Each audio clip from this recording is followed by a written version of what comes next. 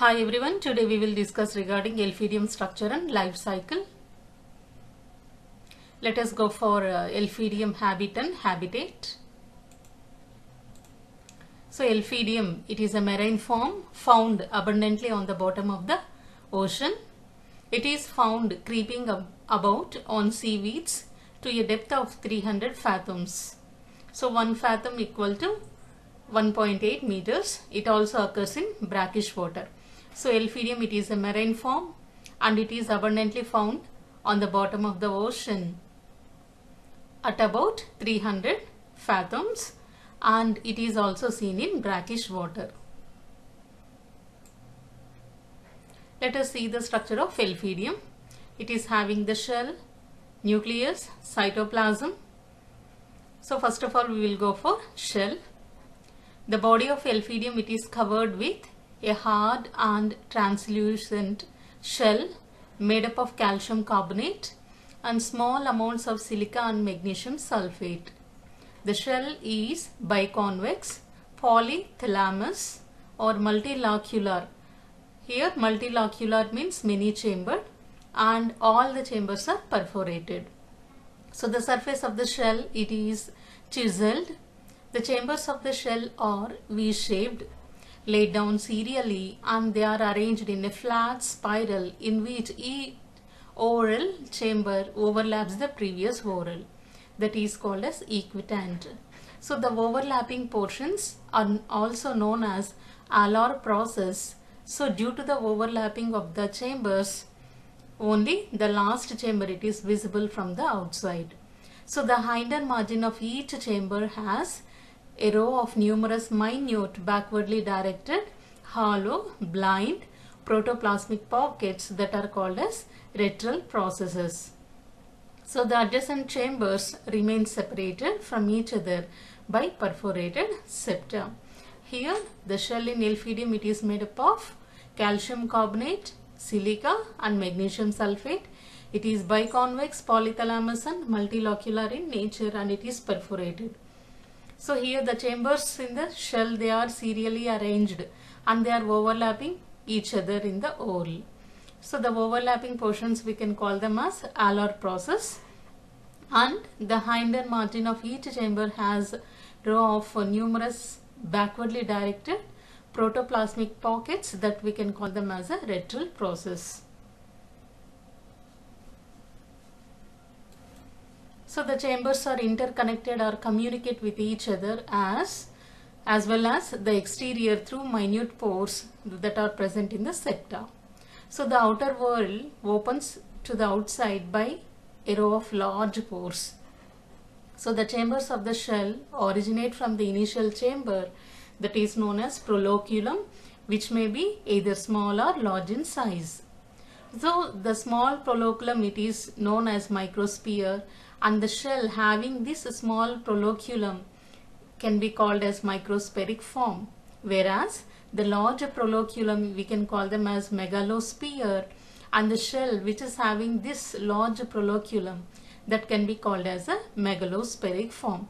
So here the Elphidium exists in two forms. It is a dimorphic form that may exist either in microspheric form or megalospheric form. So let us go for cytoplasm. The cytoplasm fills all the chambers of the shell that are called inner cytoplasm. Besides, a thin layer of cytoplasm covers the shell from the outside, that is called as outer cytoplasm. So the cytoplasm is not differentiated into ectoplasm and endoplasm. However, the inner cytoplasm, it may contains nucleus or nuclei, food particles, minute vacuoles, Golgi apparatus, mitochondria, endoplasmic reticulum, ribosomes, and brown granules or xanthosomes, which are apparently the waste matter. So the contractile vacuoles are completely absent. So this is related to cytoplasm. Let us go for nucleus. The cytoplasm of the megalospheric individuals, that contains a single nucleus, while those of microspheric form contains many nuclei. That means here megalospheric form, where we can see the large proloculum And here in this we can see a single nucleus. The nucleus, it is many in microspheric form. So the nucleus, it is a vascular nature and possesses many nucleoli in its nucleoplasm. Let us go for rhizopodia, which are the main chief locomotory organs, as well as it will catch the prey through this rhizopodia. So the rhizopodia, it is one of the pseudopodia which is in the form of branch network like structure that we can call them as rhizopodia. So here the pseudopodia of Elphidium, it is in the form of fine, long, slender, thread-like branched structure that is called as reticulopodia or rhizopodia or myxopodia. So each rhizopodium, it is made up of inner fibrillar axis and the outer fluid-like cortex. So here rhizopodia, these are the chief locomotory organs in Elphidium. So Elphidium, it is a dimorphic form and it exists in two forms, that is megalospheric form and microspheric form. So the two forms, outwardly they are indistinguishable from each other, but they will differ in their internal organization. So the megalospheric form, if you see that, it has a large central chamber or large proloculum, a large single nucleus, and it is relatively smaller in size. And if you see the microspheric form, it will possess a small proloculum or small central chamber and many small nuclei which are larger in size. So here megalospheric form, they are having central proloculum which is large and a large single nucleus, and it is and that nucleus, it is relatively smaller in size. If you see the microspheric form, it may have small proloculum and many nuclei in the cytoplasm. All these nuclei are larger in size. So the megalospheric forms are said to be much more numerous than the microspheric forms. So let us see the locomotion of the Elphidium. Elphidium creeps slowly with the help of its rhizopodia or reticulopodia on seaweeds at the bottom of the ocean. So the rhizopodia are arranged in bundles around the shell. The rhizopodia contracts and expands, which will bring about the locomotion. So here the locomotion, it is carried out through rhizopodia. Let us go for nutrition of Elphidium. So the food, here if you see the nutrition it is Holozoic nutrition. The food mainly consists of diatoms and algae, and also it will captures the other protozoans and microcrustaceans. So the net-like rhizopodia, it will secretes an external mucus layer to entangle the food particles. So the mucus layer also contains proteolytic secretions which mainly helpful in paralyzing the prey, and the process of digestion, it will soon starts. So the entangled food which is present in the mucus, it is enclosed in a food vacuole, and then the rhizopodia are withdrawn within the shell, so that the food is almost digested exclusively outside the shell, and the digested products will enter into the inner cytoplasm. So here nutrition, it is Holozoic nutrition. Let us go for reproduction and life cycle of Elphidium. In Elphidium, Lister in 1895 observed that the development of the megalospheric form, that is sexual form, from the microspheric form, which is the asexual form, by asexual reproduction. He noticed that the flagellated swarmers in megalospheric tests and considered them as the gametes which through syngamy may give rise to the microspheric individuals. So recent studies by Myers in 1935 to 1940 confirmed that the correctness of this view. So in Elphidium crispa, there is no direct association of the megalospheric individuals during sexual reproduction. So the flagellated gametes that are produced in each are free in water, and the fusion of the gametes, it will depend entirely upon entirely depends upon the chance of meeting. So the Elphidium exhibits alternation of generation in its life cycle. That is, the megalospheric form, if you see that the megalospheric form alternate with that of the microspheric form. The microspheric form always it will undergo conjugation or syngamy, and megalospheric forms develop without conjugation or syngamy. So the microspheric form always they are developed by the conjugation or syngamy process, whereas megalospheric forms are developed without conjugation or syngamy process. That is nothing but asexual reproduction. That means there is always an alternation of asexual and sexual generation in Elphidium. Asexual form we can call them as microspheric form, and the sexual form we can call them as a megalospheric form, which will alternate with each other. So the microspheric form reproduce asexually by fission to produce a number of amoebulae. The inner cytoplasmic mass, which is containing several nuclei, it will creeps out of the shell and remains as a lump around it. So a small amount of the cytoplasm collects around each nucleus.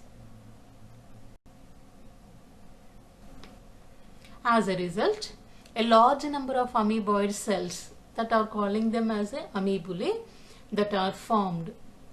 So each amoebulae, it will secretes the proloculum, forms rhizopodia, then it will starts growing and forms the first chamber, just you can see, and forms the other chamber of the shell, and to become as a megalospheric form. Whereas the megalospheric form, it will reproduce sexually by syngamy or conjugation. So during sexual reproduction in megalospheric form, the nucleus, it will first breaks up into numerous minute nuclei, and the cytoplasm, it will surrounds each nuclei. So here the nuclei will divide twice, giving rise to large number of tiny cells. So the cells, they may develop flagella and they will comes outside the shell. So the biflagellate cells are haploid and they are known to be as isogametes. So the isogametes of two different individuals, they will fuse by conjugation or by syngamy in pairs to form the zygotes. So the fusion of similar gametes, it is called as isogamy. The zygotes that are formed develop into that of the microspheric form. So this is related to syngamy. However, the life cycle of the Elphidium may be summarized in the following way. That is, the microspheric forms produces amoebulae by asexual fission, which will develop into megalospheric forms.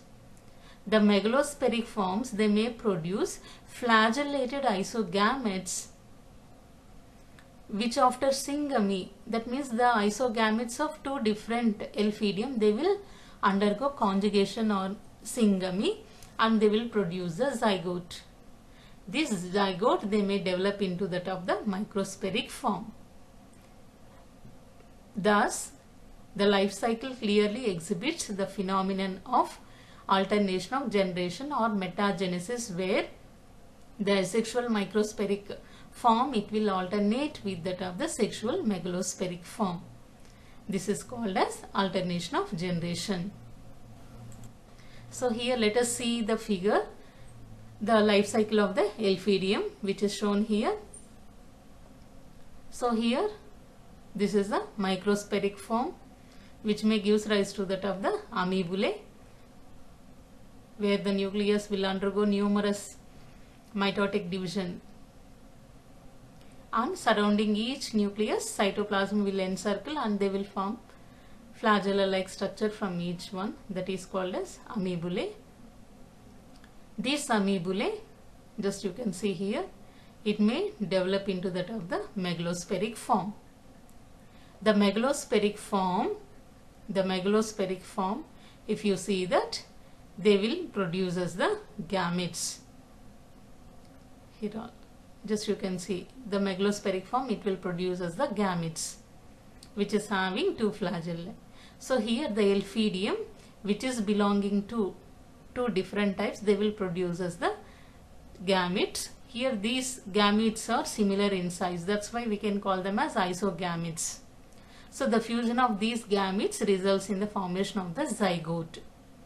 So fusion of the gametes, we can call them as a syngamy or conjugation. So on the type of conjugation, we can call them as isogamy, as the fusion of similar shape and size gametes. They are similar in size, similar in shape. That's why the gametes of two different Elphidia of megalospheric form, they will fuse with each other to form the zygote. So this is the sexual cycle. This one will be the asexual cycle. So here zygote, it is a product of conjugation or syngamy.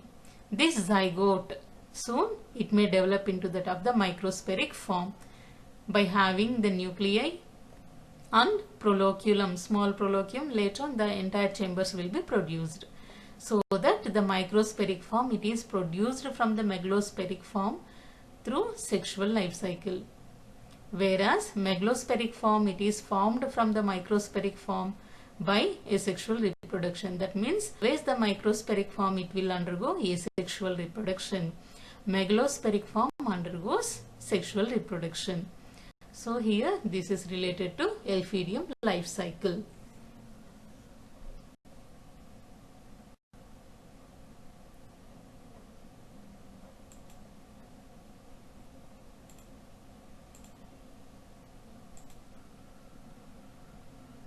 Hope you understood this topic. Stay home, stay safe. If you like this video, please subscribe my channel.